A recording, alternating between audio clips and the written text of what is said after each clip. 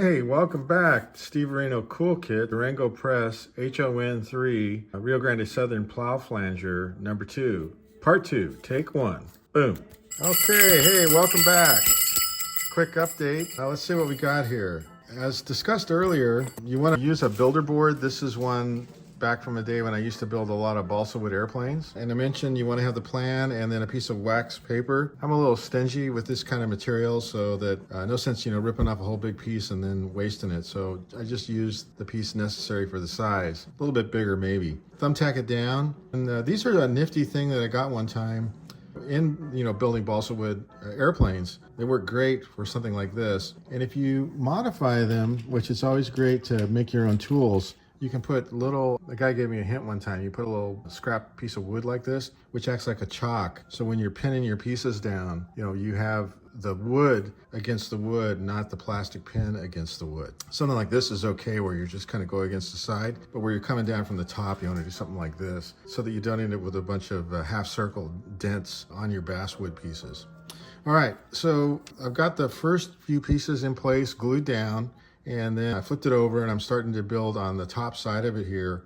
And they tell you over here that the two outside pieces, let me see if I can show you this. The two outside pieces of this, what in scale, I guess, would be 4 by 12s by 18 feet long. The two outside pieces get this bevel cut, which is given here on the plan in figure 2 of the plow flanger area right here. And that is in order to clear some of the bracing for the plow flanger, which you'll build up later. So we got that. Got 2 more pieces to go on the inside when this is dry. Everything's square, everything's lining up, everything's cut precisely, right? Measure twice, cut once. So I'm using one of these X-Acto cutting boxes.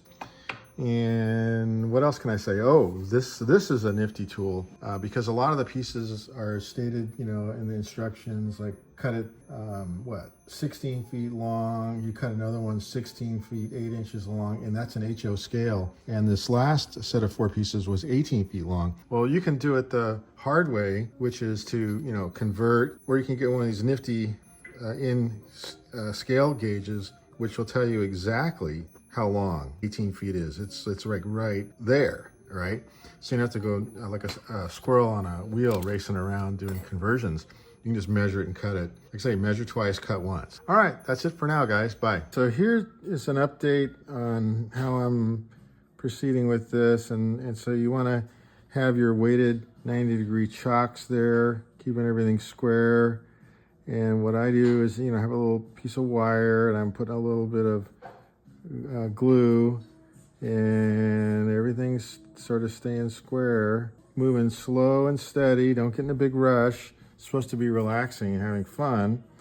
And if it starts to get a little tedious, just have your holiday music on, and if it starts to get tedious, take a little break. Maybe go have some hot chocolate or some apple cider with cinnamon stick, or whatever your favorite holiday relaxing drink is. Because hey, if you're rushing and you're not having fun, then you're probably not doing it right. And some people might look at this and say, man, this looks like you're warming up to a degree in dentistry or something. But it is relaxing, and it's nice when you complete one of these things to say, hey, I did that. And gosh, I don't know, I find it fun. I've been building these things, and hey, and if you're new to this kind of thing, don't, you're building up a kit box of modeling skills. So, maybe some of this stuff is like, yeah, that's a goal for the future, to be able to do that and not be all thumbs. I mean, I certainly started, and my first models were, they were glue bombs. But as you build up your dexterity skill and get to where you can, do things with a little bit more dexterity and fit and finish, hey, congratulations, you're starting to become a craftsman. All right, bye, guys. Okay, just a real quick update. We've got the top deck completed here. We've cut the side bolsters, I think they call these things. Yes, and you have to pay attention, and they tell you the bevel cut on each end, and the notch cuts are the same, but the bevel cuts on each end are different. Doesn't really look different here, but there's a chamfer cut here, and there's just a straight angle cut on this end. That's the front, this is the back. Then when you flip it over, you're supposed to drill through to put this rod material in that's holding these wheel bolsters to the end. And then they give you 2 different sizes of these plastic lug nut washer fittings, which go 2 here, 2 here, 2 here, and 2 on that end. So it's telling the story about these 3 pieces, which are have paper washer spacers, which you build in between each one to give them that little bit of air gap in between, make it look right. And then you locate the center hole here, and you put in these wheel bolsters here and here. I got to tell you, there's a lot of pieces, a lot of modeling in this little kit, which is great because that's why we do it, is to relax and have fun. I mean, I don't know if this thing would ever run on a layout or my layout, but it's a lot of fun to build. It's going to look great just sort of sitting around in the rail yard. Okay, bye. Hey, it's your old pal Steve Areno back. All right, progress update. Here we are, we're looking at the underside, which is now all done, of the, Rio Grande Southern Plow Flanger number 02. All right, HOn3. So we've got the trucks built, and we've got the mid-frame snowplow installed and in place. And you want to have yourself a piece of test track I discovered, because you want to be able to put this on here and make sure that everything is going to clear, right? You want to make sure that that's going to clear and not short out the track, because I think, although I don't know for sure, but this thing being metal, let me drop down here a little bit so you guys can see what I'm talking about. I think this thing being metal here, the plow, you want that close but not touching the track, because obviously since it's going to go to both sides, it would short out. And then I discovered as I was doing that, they don't really explain it, but they give you this little notch right here and right here, and that actually, in the final, will just clear but not touch the, there we go, I'm on the tracks. Now you almost need a re-railer here to get this thing in place. There you go.